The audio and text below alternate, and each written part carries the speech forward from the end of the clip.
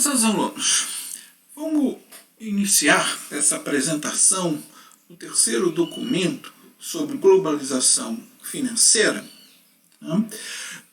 Procurando entender, tá, por que essa relação entre globalização financeira, financiarização da riqueza e os movimentos de capital externo, financeiro externo, em economias nacionais hospedeiras, porque isso leva, em parte, a alguns períodos de prosperidade, mas isso também gera crises financeiras e cambiais, que ocorreram tanto nos países periféricos, mas também ocorreu na economia central, na economia dos Estados Unidos, com a crise financeira de 2008. Tá? O que a gente tem, tá, quer dizer, são várias crises, tá, que ocorreram ao longo da década de 90. Por quê? Tá? Superando, tá, a crise da dívida externa, começa a abertura do mercado financeiro nacional ao capital externo, que a gente chama abertura da conta financeira do balanço de pagamento. Tá? Isso vai gerar sucessivas crises ao longo da década de 90, crise do México, crise da Ásia, crise russa, a crise brasileira em 98, uma certa desconfiança aí com a entrada do presidente Lula. Tá? Bom, mas houve também crises, tá, financeiras no centro financeiro, a crise chamada .com e depois a crise do subprime em 2008. Tá? Bom, uma rápida recapitulação, a gente está tratando com o sistema pós-Bretton Woods, pós-crise da dívida. Tá? Então, é o que a gente chama, tá, da caracterização da globalização financeira com os 3 Fs e 3 Ds. Tá? Os 3 Fs. É um sistema de taxas de câmbio flexíveis, tá? Tanto das economias nacionais em relação ao dólar e do dólar em relação às outras economias. Tá? Criar também valorização e desvalorização do dólar perante as outras moedas, como o euro, por exemplo. Tá? É moeda fiduciária, tá? Não tem mais a garantia nem de taxa de câmbio fixa, nem de conversão em ouro, tá? E é um sistema financeiro. Isso por quê? Tá? Porque os 2 principais ativos financeiros, tá, da globalização financeira são o próprio dólar americano e títulos da dívida do tesouro do governo americano. Tá? Bom, e com isso houve também a chamado 3D, tá, que a gente chama a desregulamentação do sistema financeiro, a desintermediação, tá, tanto empresas não precisando pegar empréstimos, e sim colocando títulos, tá, diretamente, assim como os bancos fazendo empréstimo e depois, tá, securitizando esses empréstimos, tá, e não há mais aquela compartimentalização do sistema financeiro, como a gente viu no vídeo anterior e no slide anterior. Tá? A ideia de haver a compartimentalização entre bancos comerciais e bancos de investimento, tá? Que há uma grande concorrência, tá, permitida pela desregulamentação. Isso a gente viu nos slides passados. Tá? Bom, então o que a gente tem aí é um grande movimento de capitais, tá, financeiros procurando valorização, tá? Dado que os títulos do Tesouro Americano, a taxa de juros vai caindo, é ainda um título altamente líquido, mas dá uma taxa de juros pequena, fica com uma taxa de juros básica da economia internacional, e o capital internacional quer procurar outras valorizações, tá? Tanto, tá, em capitais produtivos, tá, quanto em capitais mobiliários, em ações e em títulos. Tá? O investimento externo direto, tá? Isso a gente vai ver na unidade 5, não na unidade 4, na unidade 5. O que a gente vai ver nesse vídeo e nesses slides é mais o investimento em carteira, em títulos, em ações, capital financeiro procurando valorização. Enquanto tiver valorização numa economia hospedeira, ele continua. Se houver alguma expectativa de que essa valorização não é tal qual esperada, ou outras praças estão dando mais valorização, esse capital financeiro pode sair. É o chamado hot money. Tá?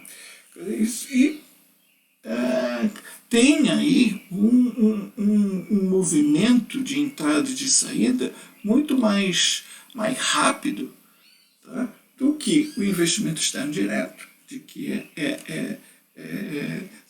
são empresas, tá, para você vender uma empresa é muito mais difícil do que você vender ação, e também completamente diferente aí dos empréstimos externos, que tem um contrato aí de pagamento, de amortizações e de juros. Tá?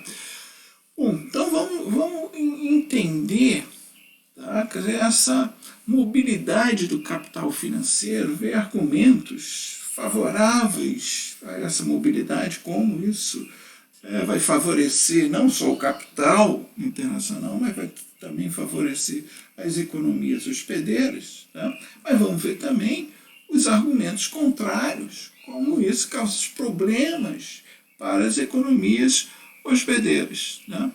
O que a gente tem é um sistema que a gente chama pós-Bretton Woods, porque a ideia de Bretton Woods era impor justamente, tá, restrições ao movimento de capitais de curto prazo, só permitir a movimentação de capitais de longo prazo, ou seja, de investimentos externos diretos.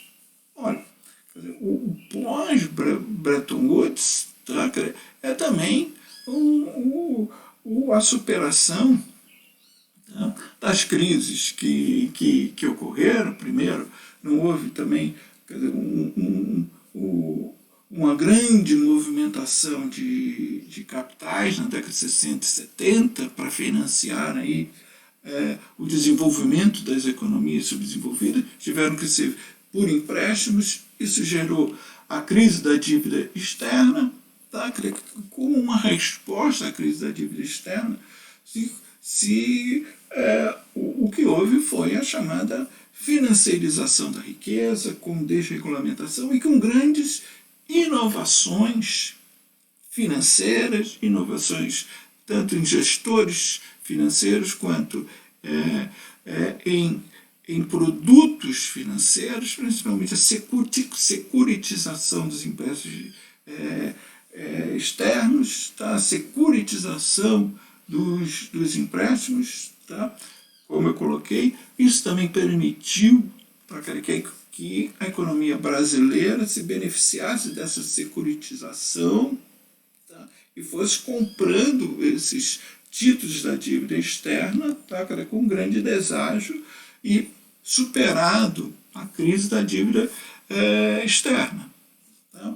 Bom, então aí, na década de 90 e nas duas décadas de 2000, o que a gente tem é a financiarização da riqueza, como a gente coloca, tá?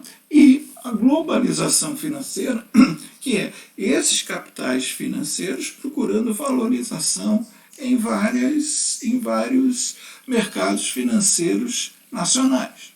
Tá? É o que a gente está vendo, estamos fazendo um breve histórico. Então, a inequação e a equação central é a paridade da taxa de juros interna e externa. Tá? Ou seja, para atrair capital, a taxa de juros interna tem que ser maior do que a taxa de juros externa, considerando que a taxa de juros básica externa são os títulos da dívida americana, mas também tem que considerar que outros mercados nacionais também estão atraindo. Tá? Bom, e também as expectativas de valorização ou desvalorização cambial e a avaliação de risco. Tá? Se o risco for muito grande, tá, das empresas e da economia nacional, será que aquela economia nacional, na hora da saída desse capital que se valorizou e quer sair, será que ele vai no Banco Central e vai encontrar dólares para ser convertido de moeda nacional em dólar e ele sair com grande tranquilidade, com grande valorização? Bom,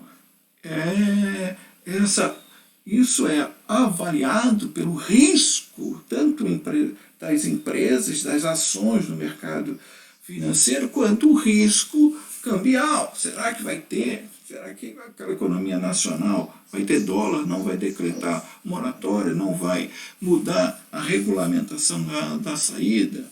Tá? Bom, então é central a gente ter ideia dessa paridade da taxa de juros, tá? E para atrair capital, a taxa de juros interna tem que ser maior do que a taxa de juros externa, não ter grandes expectativas de valorização e desvalorização e ter uma taxa de risco pequena, avaliado pelas agências de avaliação de risco. Tá? Bom,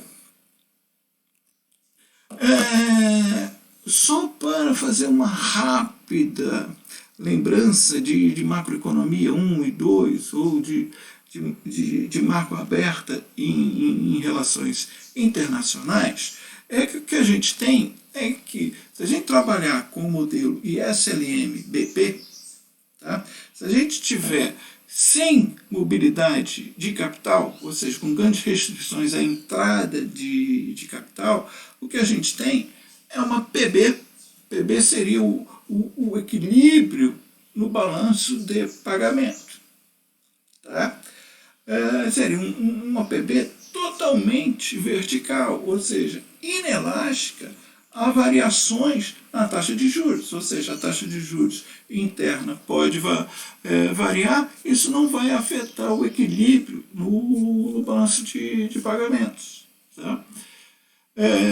Que é representado por essa curva PB. Agora, se a gente tem mobilidade de capital, permitindo entrada de capital internacional, dependendo da taxa de juros interna, a PB começa a ficar inclinada. Tá? Então, a ideia é de que a economia pode ter uma situação ideal de equilíbrio interno e equilíbrio externo. Então, a gente tem o ponto de junção aí da IS, da LM e da BP, tá? Considerando a situação ideal, tá? Com pleno emprego e entrada de capitais que vai permitir um equilíbrio no balanço de pagamentos. Tá? Então, essa é uma representação, tá? por esse modelo ISLM-PB. Bom, mas pode haver também, tá? A situação de que esse equilíbrio aí, interno e externo, tá?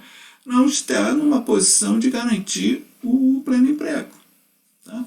Para haver pleno emprego, tá? Teria que haver uma redução da taxa de juros. Mas aí, nesse caso, tá?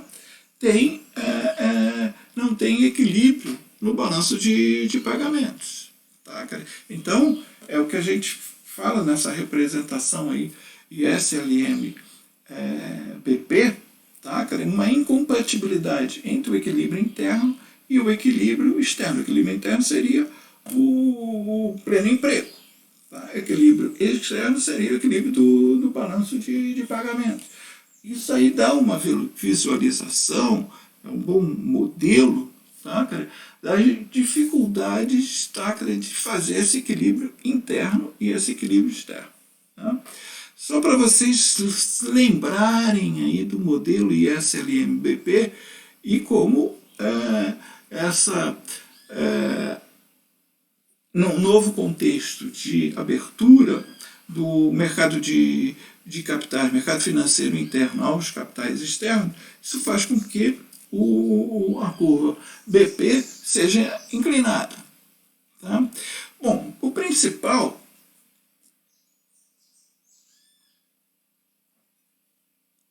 que eu quero colocar é quais são os argumentos favoráveis e depois os argumentos contrários, tá, a que as economias nacionais façam essa abertura do seu mercado financeiro para receber capitais externos e também para captar, para colocar títulos, tá, nas praças financeiras externas. Tá? O pensamento liberal, a teoria neoclássica, coloca vários argumentos favoráveis, tá, que é bom a gente conhecer. E, tá, porque provocou várias crises, a gente também tem economistas que colocam há problemas, tá, e essa abertura total, tá, da conta financeira, aceitar essa mobilidade, a entrada e a saída, também causa problemas. Seria importante colocar algumas barreiras nessa entrada e nessa saída. Então vamos ver os argumentos favoráveis e os argumentos contrários. Primeiro argumento favorável, tá, é que, tá, essa entrada de capital permite, tá, que o equilíbrio no balanço de pagamento se dê com um desequilíbrio, tá, nas duas contas, ou seja, um déficit em conta corrente, tá, como vocês viram da economia brasileira, pode ser financiado por um superávit na conta financeira. Tá? Pode até ser que esse superávit na conta financeira ultrapasse o déficit e a economia nacional esteja formando reservas cambiais. Tá? Isso vai permitir também o que a gente chama de equilíbrio intertemporal da conta corrente. A conta corrente é o lado real da economia. Tá? Bom, se no curto prazo não pode ocorrer déficits, tá, você acredita que no longo prazo, tá, essa economia vai ter um equilíbrio intertemporal, vai alcançar o equilíbrio em sua conta corrente. Tá? Pode ser financiado, tá, no curto prazo e de maneira sustentável pela conta financeira, mas a entrada de capital financeiro está com grandes expectativas de lucratividade das empresas nacionais que em futuro próximo vão mostrar competitividade, vão mostrar um aumento das exportações. Então, a ideia é de que a conta corrente pode ter um desequilíbrio momentâneo, mas no médio prazo vai haver um equilíbrio, tá?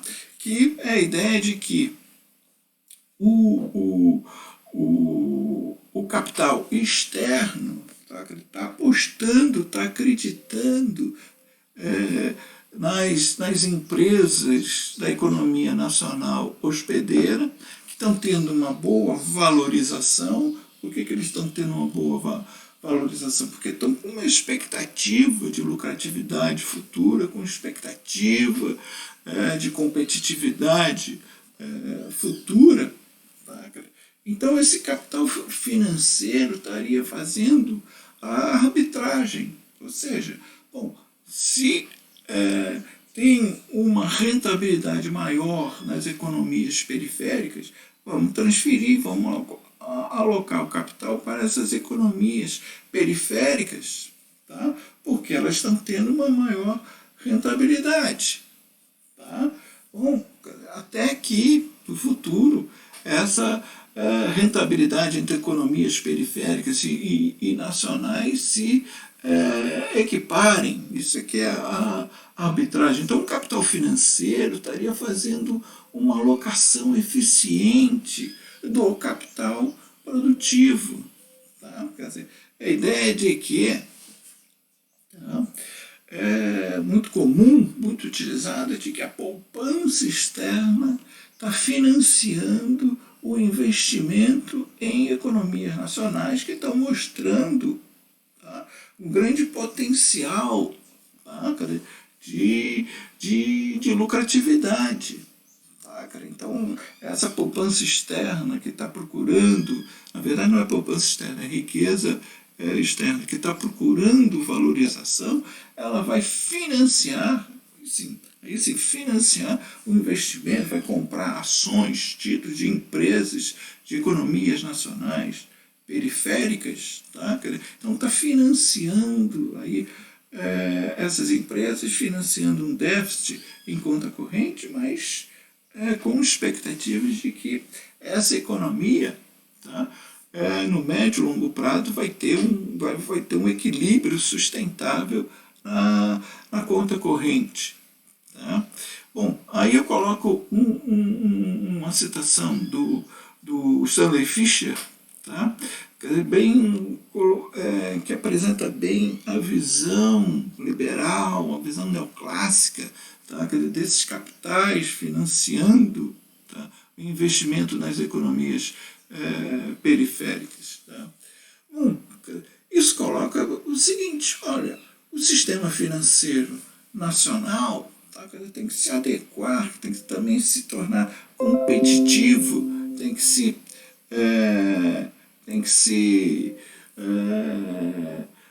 atrair capital internacional, então tem que ter a mesma regulamentação do capital financeiro internacional, das praças internacionais, as empresas, tá, tem que ter a mesma contabilidade, a mesma apresentação para o capital financeiro internacional, entender o que está acontecendo com as empresas. Então se coloca aqui o sistema financeiro nacional, tá, ele se torna tal qual tem uma competição, tal qual os grandes mercados financeiros internacionais.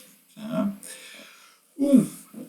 Outro ponto importante é de que tá, a abertura do capital externo, tá, impõe também uma disciplina na política econômica, tá, que tem que ser menos populista, que tem que ter uma estabilidade maior na sua política monetária, na sua política fiscal, na sua política cambial. Tá? Ou seja, o aplicador, o investidor externo tem que entender o funcionamento, a institucionalidade da política econômica dos países hospedeiros, tá? Para ter confiança para entrar. Isso requer uma disciplina, tá? Na apresentação das contas, na política econômica. Tá? Isso depois vai ser criticado, que essa disciplina vai impor também algumas restrições. Vamos ver nos argumentos contrários.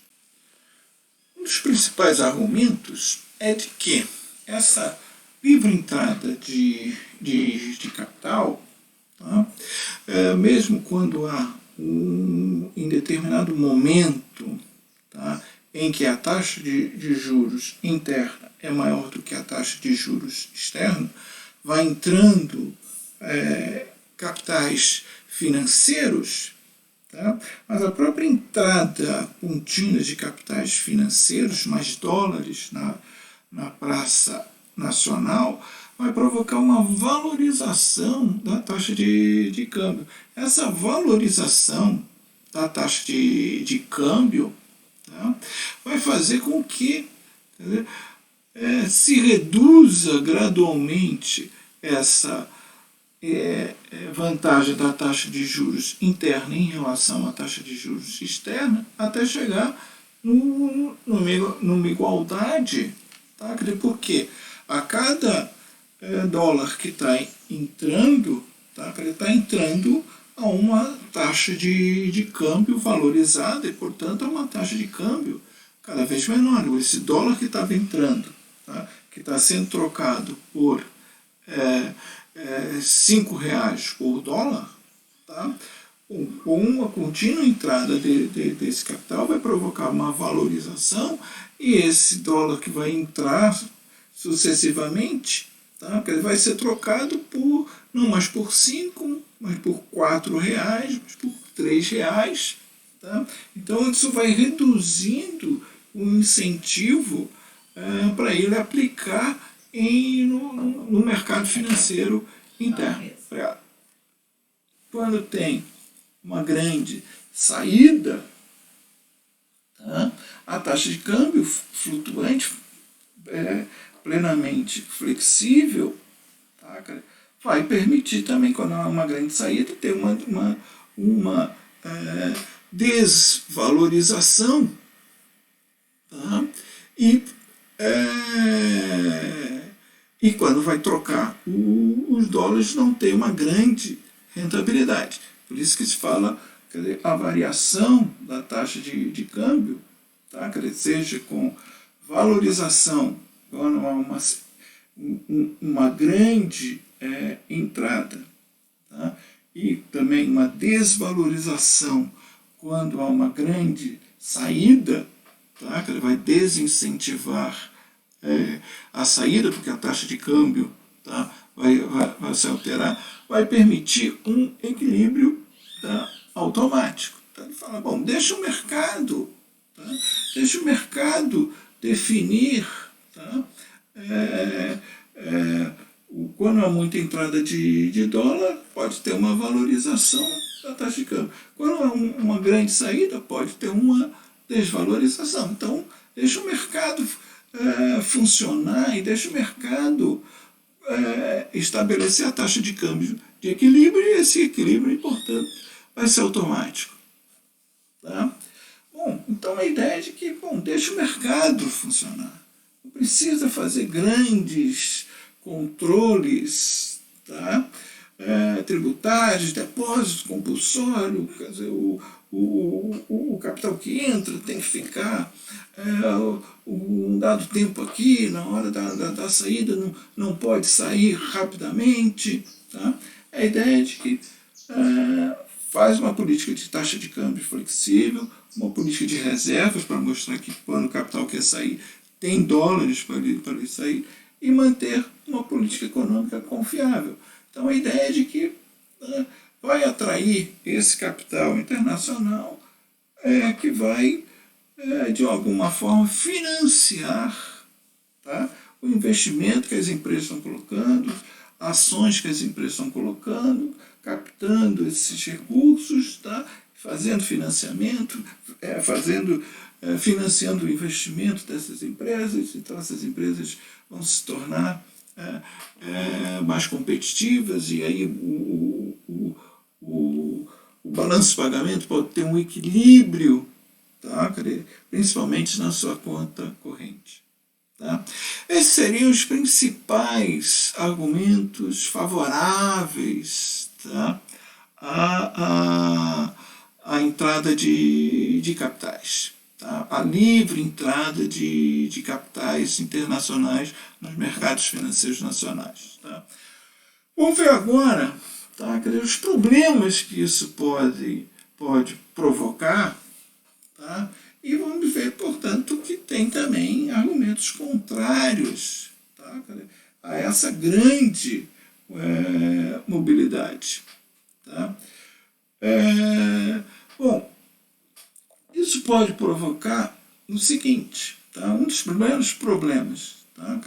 É um problema de uma entrada muito grande, muito rápida, tá, de capitais financeiros no mercado financeiro nacional. Tá? Isso porque, entrando muito dólar, tá, isso vai gerar uma valorização, tá, da moeda nacional em relação ao dólar. Tá? Pô, tendo muito dólar, tá, tem uma valorização cambial, ou seja, uma valorização da moeda nacional em relação ao dólar, porque o dólar está sendo abundante. Bom, tá, essa valorização pode, tá, dar problema para os exportadores. Tá? Ou seja, agora a taxa de câmbio não está tão favorável. A taxa de câmbio, aquele que está R$ 5 por um, pode ter uma grande valorização, R$ 3 por um, e pode tirar um pouco da competitividade, da vantagem das empresas nacionais e em exportarem. Tá? Da mesma forma, uma saída muito rápida, tá? Ou seja, o capital internacional querendo converter reais em dólar, pode gerar uma desvalorização cambial, o que um argumento favorável considera, não, isso é uma flutuação pequena. Tá?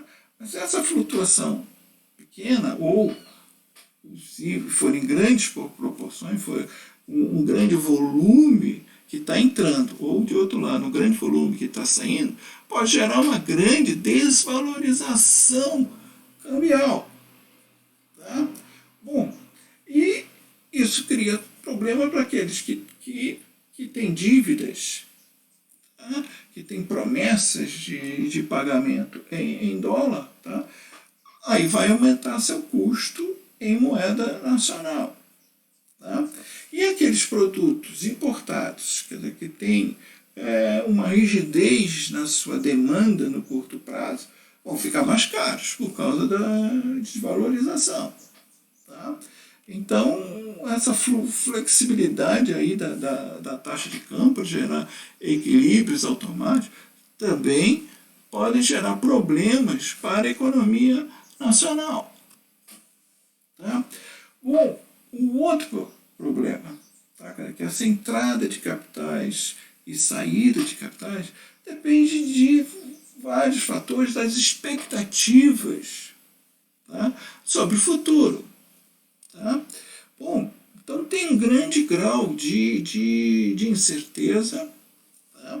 Às vezes a economia nacional hospedeira está tendo um bom comportamento, está tendo uma boa expectativa de rentabilidade, mas pode haver choques externos, pode haver problemas em outras praças. Quando tem um problema financeiro nas economias centrais, o capital sai das economias periféricas, tá, para ter recursos para pagar as suas dívidas, tá, no mercado financeiro das economias centrais.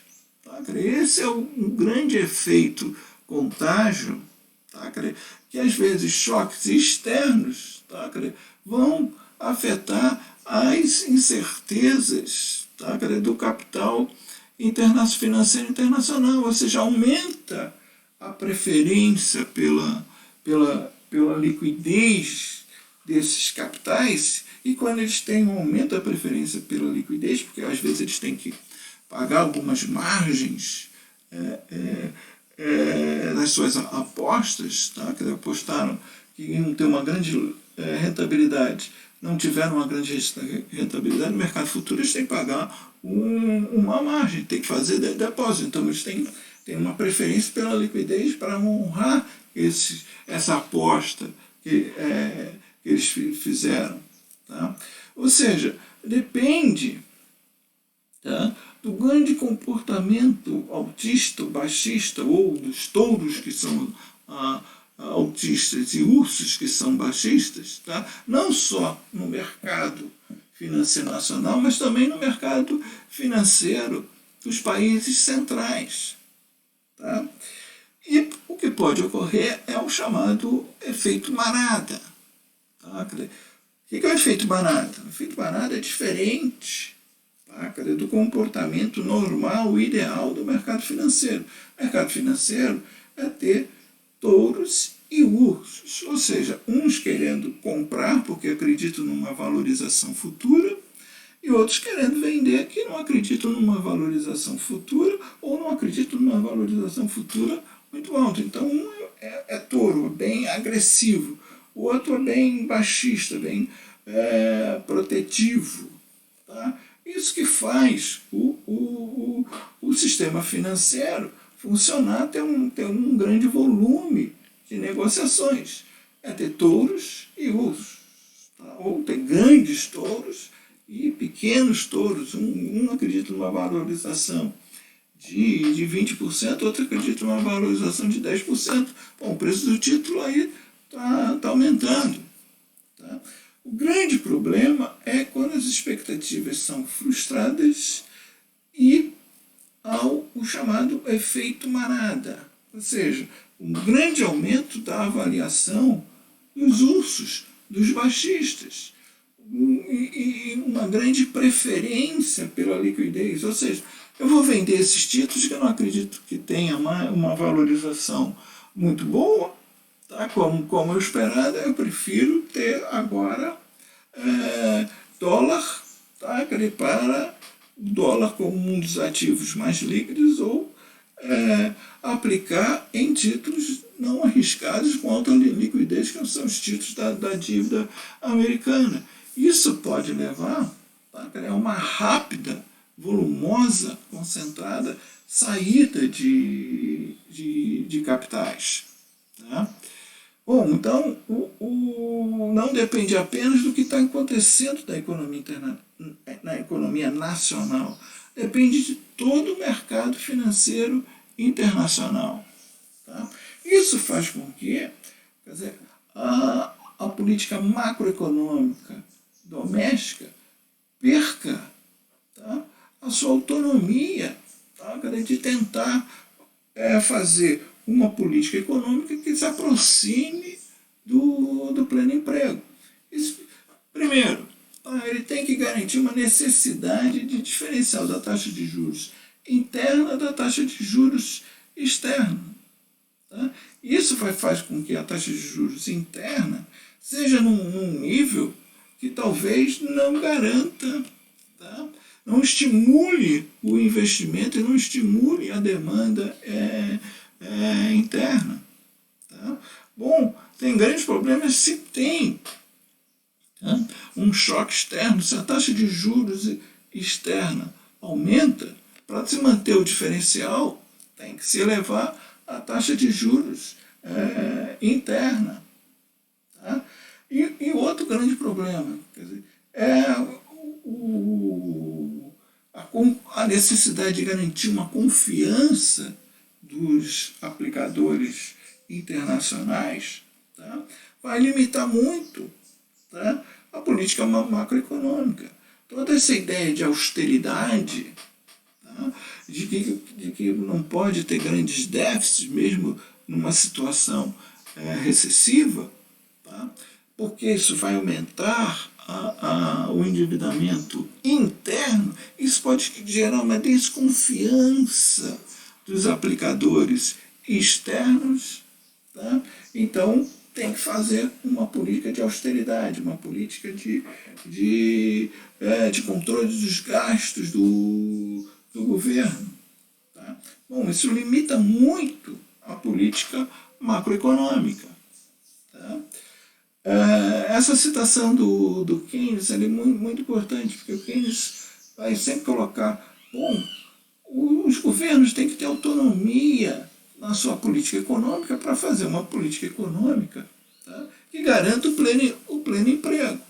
Então, por vezes, tem que baixar a taxa de juros interna para incentivar o investimento interno. Isso é a visão de Keynes e de políticas keynesianas. Tá? Quer ter autonomia na política macroeconômica para se aproximar do pleno emprego. Tá? Bom,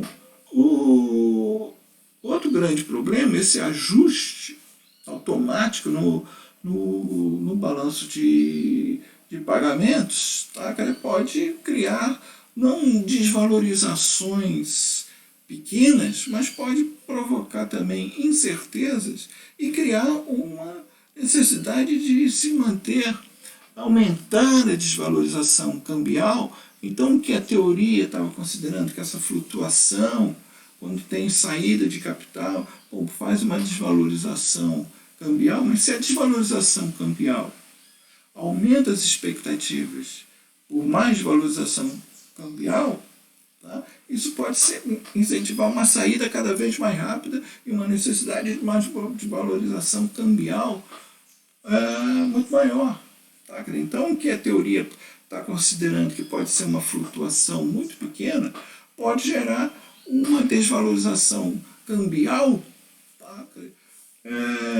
Repetida e, portanto, bem extensa. Tá?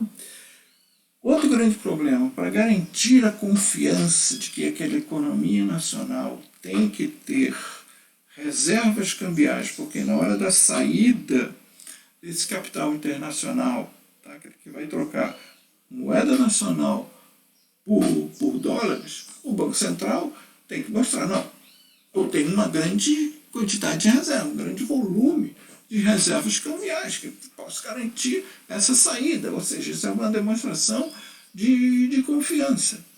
Olha, formar grandes reservas em dólar, tá? Bom, esse dólar é trocado por moeda nacional. Tá? Quando ele entra em dólar, esse dólar é trocado por moeda nacional. Isso aumenta a oferta da moeda nacional. Isso pode provocar uma grande inflação. Então, o Banco Central, o que tem que fazer? Tem que colocar títulos da dívida pública para que a gente chama esterilizar esse aumento da oferta monetária. Tá? Bom, isso aumenta também a dívida pública nacional, aumenta também a taxa de juros interna. Então, fazer essa política de confiança, tá, também tem o seu custo, tanto em termos de ter uma taxa de juros bem elevada, não só para garantir essa diferença, mas também por ter que colocar títulos, tá, recorrentemente, tá, para enxugar, como a gente chama, esse aumento da oferta monetária em moeda nacional, tá, eleva tanto a taxa de juros interna quanto o endividamento interno em moeda nacional. Tá?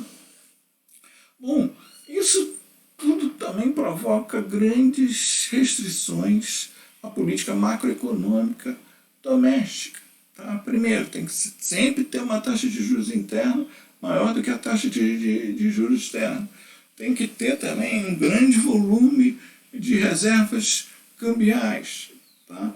A taxa de câmbio, tá? Ela até é flexível, mas ela tem que ser administrada para essa flexibilidade não ter grandes flutuações, que isso também pode afetar a confiança, tá,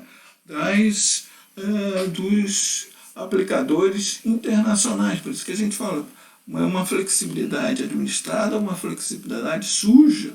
Tá? A taxa de câmbio tem que variar dentro de um determinado patamar e muito gradualmente. Né? E também a ideia de que tem que manter uma política econômica austera, macroeconômica austera, tá? sem poder fazer políticas anticíclicas, aumento de gastos, tá? Porque